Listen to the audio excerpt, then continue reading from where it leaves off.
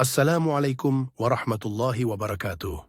Sahabat Hidayah, jika hari-hari kita masih dihinggapi rasa gelisah, hal yang perlu kita lakukan adalah memperbaiki hubungan kita dengan Allah Sang Pencipta. Sebagaimana kisah seorang mu'allaf ini menceritakan kisah hijrahnya menuju Islam karena melihat perubahan yang sangat signifikan terjadi pada ayahnya setelah ayahnya memeluk Islam. Adapun perubahan yang terjadi merupakan sikap ayahnya yang secara drastis menjadi lemah lembut, penyabar, bahkan sifatnya berbeda jauh dengan sifat yang dulu ketika ia masih belum memeluk Islam. Sedangkan sifat asli ayahnya dikenal sangat keras dan temperamen, namun setelah menjadi mu'alaf ternyata sudah sangat berbeda.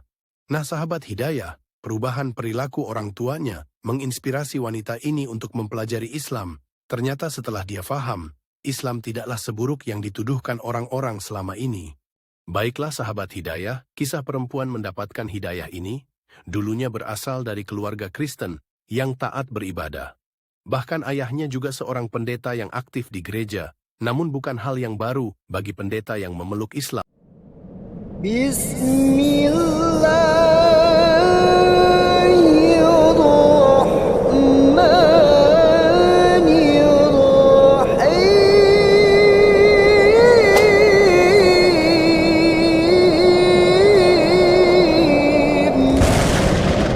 Tiga kakak saya, yang pertama itu laki-laki, yang kedua itu perempuan, dan saya sendiri adalah perempuan.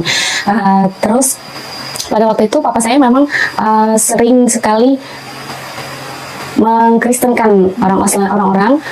Sudah banyak ya mas, ada banyak sekali orang-orang yang sudah papa saya kristenkan pada waktu itu.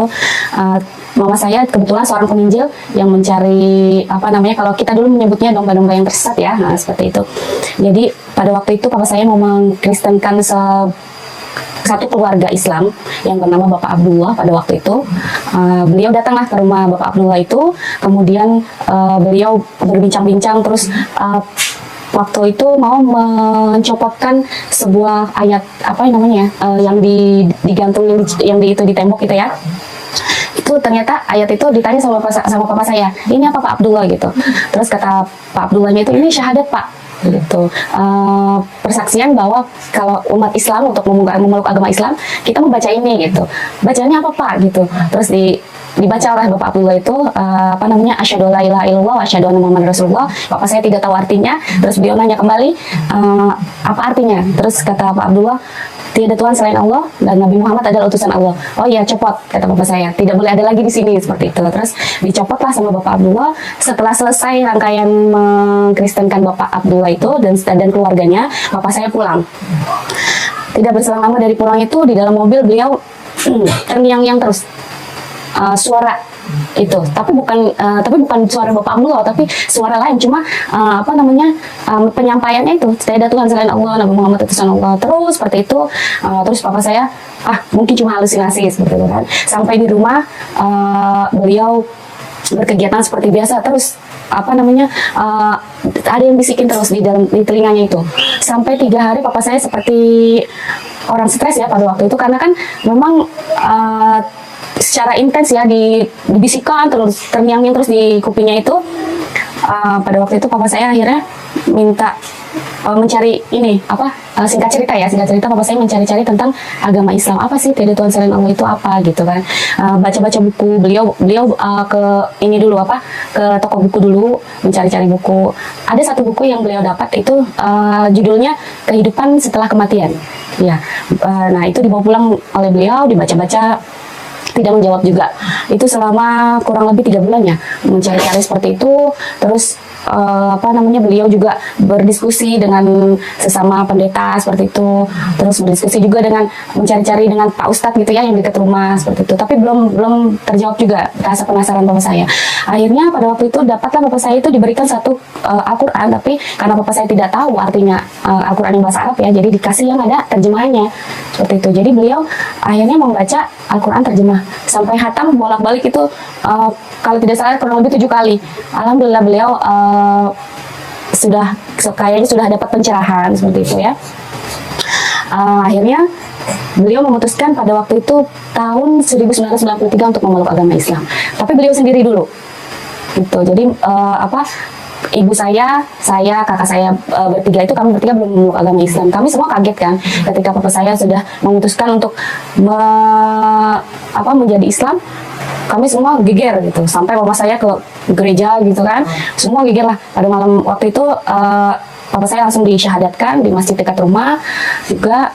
Terus alhamdulillah setelah itu jadi pihak gereja kayak nggak boleh nih, karena kan papa seorang pendeta ya, ya. Jadi yang mengkristenkan orang-orang masa dia malah mengislamkan gitu loh, malah masuk Islam sendiri gitu kan, seperti itu. Jadi banyak cobaan yang papa dapatkan pada waktu itu dari pihak gereja, dari pihak keluarga juga seperti itu. Seorang papanya Mbak ini seperti apa sih untuk memberitahukan bahwa kita bareng-bareng Islam seperti apa? Tidak pernah, papa tidak pernah memaksakan ya ke anggota keluarganya, cuma sering terjadi diskusi atau sampai perdebatan gitu antara papa, mama sama kakak saya yang pertama itu, namanya Ustadz Yusuf itu. Jadi berdebat perdebatannya itu, cuma papa saya cuma tidak pernah mengajak ayo ikut bersama papa, tapi beliau malah mencontohkan dengan sikapnya beliau, Islam itu seperti ini gitu kan. Nah setelah perdebatan panjang, terus juga pada waktu itu saya masih umur sekitar 7 tahun ya, seperti itu. Jadi dengan kakak saya melihat kok papa saya sangat berbeda gitu ketika beliau memeluk agama Islam. Tadinya kan beliau kalau marah itu semua tetangga tahu gitu ya, suaranya itu kencang sekali gitu sampai mukanya merah. Tapi setelah beliau memeluk agama Islam tidak pernah lagi, beliau lembut seperti itu. Sampai pada waktu itu satu ketika orang gereja datang untuk istilahnya mengembalikan papa saya ya, untuk memeluk mengembalikan lagi gitu. Jadi mereka datang ke rumah, ada beberapa orang yang datang ke rumah, terus beliau mengajak diskusi gitu baik-baik, sampai akhirnya terjadi lagi perdebatan ya, sampai papa saya dikata-katain sama orang gereja itu, sampai ditunjuk-tunjuk.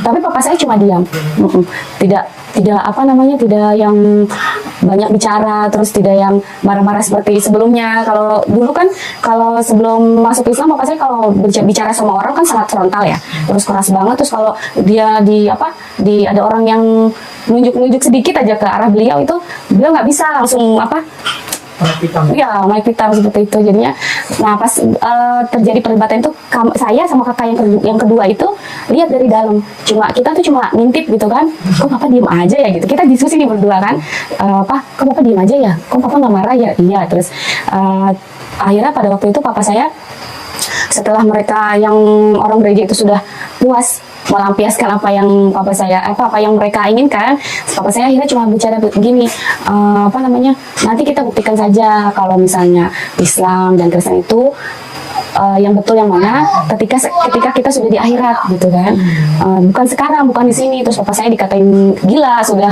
hilang akal seperti itu kan sama mereka. Akhirnya mereka pulang dengan tangan kosong ya, sampai marah-marah segala macam.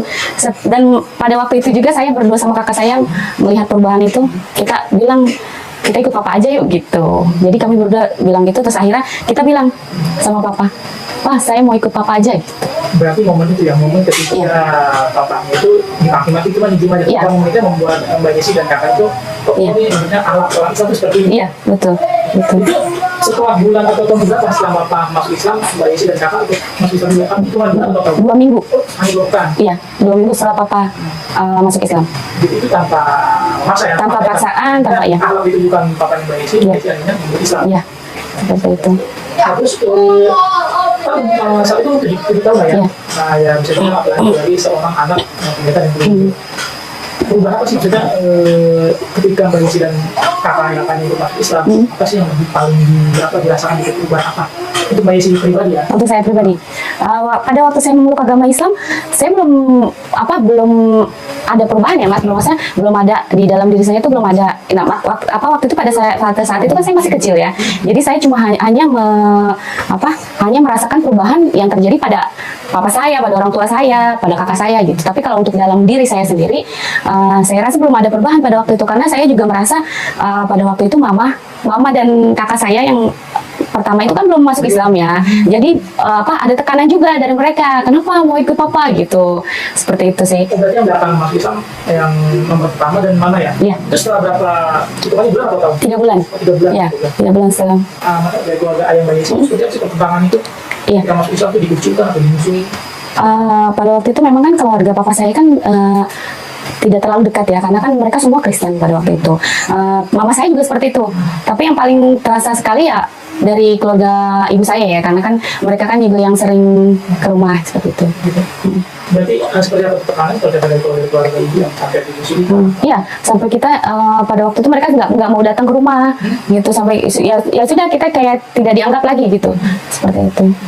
Itu lumayan lama tuh, atau sampai saat ini? Lama sekali, kira-kira itu Remaja, baik itu. enggak, alhamdulillahnya Allah tuh baik banget sama keluarga kami gitu ya. Untuk kalau ke keluarga sendiri itu tidak sampai hitungan tahun sih Mas, jadi paling lama itu 1 tahun kita menyembunyikan ya. Pada waktu itu sempat sembunyi-sembunyi, iya sempat sembunyi-sembunyi karena pada waktu itu kita sholat pun terus ada keluarga yang datang, kita sampai umpetin mukena apa segala macam yang alat-alat sholat itu kita umpetin ke kolong tempat tidur seperti itu. Kalau dari lingkungan gereja sendiri, saat itu apalagi tapi selain perbuatan itu ada juga yang misalnya sampai bentuk ancaman atau seperti apa gitu dari ibu? Ya. Dulu itu kalau papa saya banyak istilahnya dari gereja itu banyak sekali dapat seperti apa ya, kayak rumah, mobil, jadi fasilitas ya. Setelah masuk Islam itu semua dicabut Mas. Kita akhirnya harus pindah ke daerah Depok itu dengan ngontrak di sana, rumah kontrakan seperti itu. Maaf mungkin ada sensitif ya. Jadi kemudian setelah masuk Islam sempat itu enggak ayah Messi, ibu Messi itu setelah masuk Islam kami jadi miskin. Sempat ada kepikiran itu enggak? Artinya semua itu fasilitas dicabut, jadi sembunyi sempat. Nah, saya dari teman atau seperti apa? Ya, pada waktu itu kalau yang saya rasakan sendiri iya, karena kan saya dengan kakak ya kita sering ngobrol gitu. Kok kayak gini ya kita masuk Islam seperti itu. Walaupun kakak saya kan sudah agak besar ya yang kedua ya, jadi seperti curhat lah gitu. Malah kita nggak punya apa-apa gitu. Cuma pada waktu itu memang papa selalu jadi kita tuh sering rapat keluarga. Jadi papa itu pada waktu itu menguatkan anak-anaknya, istrinya untuk nggak apa-apa kita tuh miskin sekarang di dunia, tapi nanti insya Allah di akhirat Allah yang angkat derajat kita gitu, seperti itu. Papa selalu. Papa sebagai kepala keluarga ya dan ibu itu untuk menambah keilmuan Islam itu dari mana tuh papa tuh? Misalnya belajar Islam itu dari guru ustaz yang Depok. Iya, dari ada ustaz, terus beliau juga sering membaca buku, terus baca itu Al-Quran masih terus dibaca, tapi yang terjemahnya seperti itu. Nah, ada tidak sih maksudnya bagi si Mas papanya sempat cerita atau berkeinginan orang-orang yang dulu sempat dimurtadkan itu sampai mereka ada cerita seperti itu nggak? Ada. Papa itu sampai pada waktu itu cerita, beliau bilang papa itu dosanya besar gitu, dosanya banyak. Jadi kalaupun bisa mengislamkan lagi orang-orang yang dulu itu, papa pengen sekali seperti itu. Tapi kan karena memang nggak ada daya ya Mas, namanya juga istilahnya, jadi yang mereka mungkin yang dulu Islam terus ketika mereka Kristen itu kan banyak fasilitas yang dikasih gereja. Nah tapi pas papa saya menjadi Islam, mereka melihat bahwa saya ternyata jadi Islam begitu kan, istilahnya malah jatuh miskin itu Pak Pendeta seperti itu. Kami kita berikan ke Kristen ada itu dari Bapak. Tidak ada Mas, enggak, karena alhamdulillah papa itu selalu menguatkan kita, anak-anaknya sama istrinya seperti itu. Ketika kita udah masuk Islam itu papa selalu mendoktrin ya kalau itu kita jangan takut seperti itu. Banyak perjuangan yang papa lakukan ketika kita sudah menjadi Islam, banyak sekali saya melihat papa itu berjuang keras untuk menghidupi anaknya, istrinya. Terus Kak Yusuf juga kakak saya yang pertama, beliau sampai jualan itu banyak banget ya perjuangannya seperti itu. Kalau papa sekarang masih ada? Udah nggak ada Mas ya. Ibu saya juga sudah nggak ada. Ya.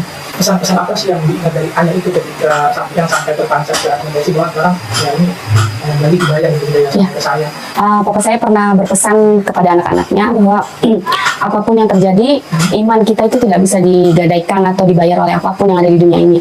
Iman itu harus tetap kita pegang teguh seperti itu. Contohnya iman itu ya kita mendapat hidayah, kita itu salah satu orang yang paling beruntung gitu di dunia ini yang diberikan hidayah oleh Allah. Terus jangan sampai hidayah itu kita lepas begitu aja. Kita sudah pegang iman itu kuat-kuat hanya karena dunia, tapi kita lepas iman itu seperti itu.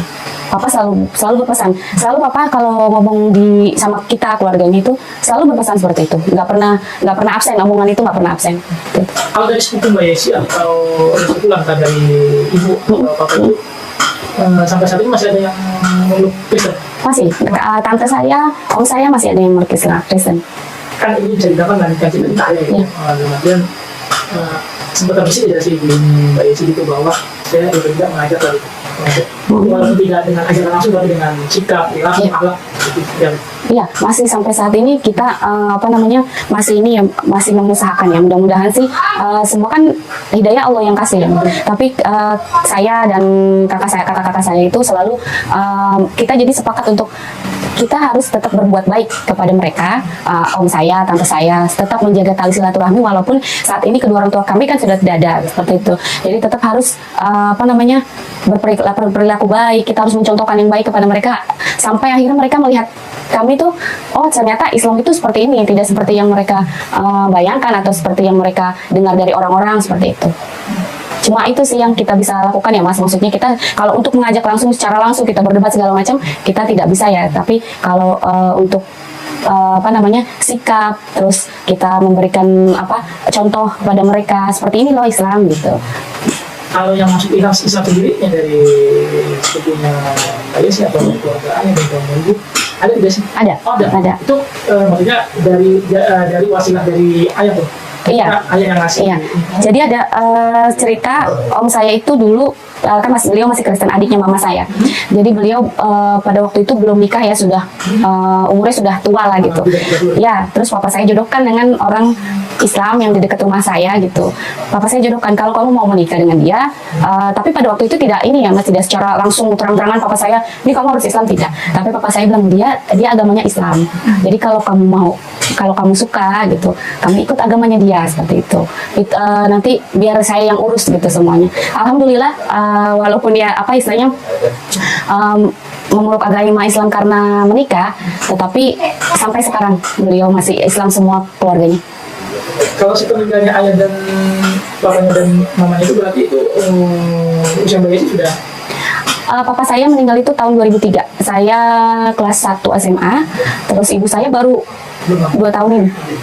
Nah, ini yang Bapak kan saat itu ya bisa dibilang kan menginjak remaja ya, sudah wafat ya. Nah itu ada tidak sih dari pihak gereja tempat itu, dari gereja atau ibu yang kurang ini, ada tidak yang ini mempengaruhi akidah Mbak Yesi dan kakak-kakaknya, dan ayahnya dan lainnya masih bisa kita pengaruhi untuk balik lagi ke Kristen? Alhamdulillah kalau yang saya rasakan sendiri tidak ada. Cuma pada waktu papa saya meninggal, saudara-saudaranya itu kan datang ya, saudaranya papa itu adik-adiknya beliau datang ke rumah, itu mau mendoakan papa. Tapi alhamdulillah kakak saya itu dengan teman-temannya dan beberapa orang tetangga itu yang mengerti gitu ya, itu dipagari, dibentengi gitu, tidak boleh didoakan gitu, karena kan memang ini sudah muslim seperti itu. Tapi alhamdulillah setelah ayah saya meninggal, kami dari anak-anaknya itu tidak ada sedikit pun terbesit untuk berpindah agama gitu. Yang pada waktu itu yang kita masih menyesuaikan diri itu ya sholat, ya harus sholat setiap sehari 5 waktu. Terus ketika Ramadan harus puasa seperti itu. Walaupun kita tahu Ramadan terus sholat, orang sholat begini-begini, kita sebenarnya tahu waktu itu kita sudah karena kan ada perbandingan waktu itu ya, ada ilmu perbandingan antara Islam dan Kristen, antara agama lah seperti itu. Jadi kita sudah tahu, cuma pas ketika kita sendiri yang merasakan itu seperti ternyata begini ya gitu, capek juga gitu kan, satu hari 5 waktu sholat seperti itu. Terus juga belum lagi ya seperti kayak ngaji juga dari awal, dari nol kita harus hafalan surat-surat seperti itu. Tapi alhamdulillah semua bisa dilewati gitu. Berarti Mbak Yesi dan kakak-kakak ini benar-benar Ayah yang mengajar ya? Kalau papa itu hanya teori ya. Teori. Tapi kalau prakteknya beliau mendatangkan guru ngaji buat kita ke rumah seperti itu. Alhamdulillah banyak orang-orang baik ya mas yang di Islam itu yang merangkul kita sekeluarga itu benar-benar sampai istilahnya sampai benar-benar kita tuh ini loh bener agama yang memang benar-benar nggak salah kita memeluk agama Islam seperti itu. Sampai tahun berapa tuh mulai benar-benar merasa yakin mantap sih? Kalau saya pribadi untuk perjalanan seperti itunya mungkin ketika saya SMP. Ya, itu saya sudah betul-betul mantap karena dulu ketika saya masuk Islam itu belum pakai jilbab Mas. Masih biasa kan. Dan bapak saya tidak pernah memaksakan anaknya untuk kamu harus berjilbab. Cuma bapak saya kasih tahu kalau di agama Islam perempuan itu harus berjilbab seperti itu. Cuma bapak saya tidak pernah memaksakan itu terserah kamu gitu. Anak-anak yang saya mencari. Iya, betul. Jadi pada waktu itu ketika SMP saya ketemu dengan teman-teman yang alhamdulillah boleh dibilang guru ngaji saya juga baik banget. Jadi beliau secara perlahan-lahan mengajarkan ya, memberikan sampai saya dari yang nggak tahu sampai saya tahu pada waktu itu alhamdulillah. Jadi saya diberitahukan secara perlahan tapi betul-betul sampai ke hati gitu loh. Jadi sampai pada waktu itu kelas 3 SMP saya memutuskan untuk berhijab. Pada waktu itu saya sekolah di sekolah umum dan yayasan. SMP itu kelas 3 tahun 2000-an ya. Saya 2001 apa 2000. Saya lulus SMA itu 2005. Itu 2001-an ya, 2001-2002. Hijab. Ya. Jadi pada waktu itu saya sekolah di umum yang yayasan itu orang memeluknya agama Hindu. Sekolahnya sekolah umum. Ya, tapi yayasannya yang punya sekolahnya itu Hindu. Ya. Jadi saya waktu itu ada cerita sedikit pada waktu saya betul-betul memutuskan untuk berhijab nih. Saya itu minoritas Islam minoritas di sekolah itu. 50-50. Ya, ada yang Kristen juga, ada yang Islam juga seperti itu. Jadi bukan semuanya Islam. Ya, bukan Muslim semua. Jadi pada waktu itu saya memutuskan nih untuk memakai hijab. Saya kumpulkan sedikit-sedikit baju-baju ya, baju-baju sekolah ya, terutama untuk sekolah ya, karena kan sekolah kan dulu belum berhijab karena langsung drastis itu kan agak susah nyari-nyari bajunya. Tapi alhamdulillah teman-teman saya pada memberikan gitu kan jilbab terus seragam sekolah. Saya ke sekolah itu pada waktu itu kan, semua kaget karena belum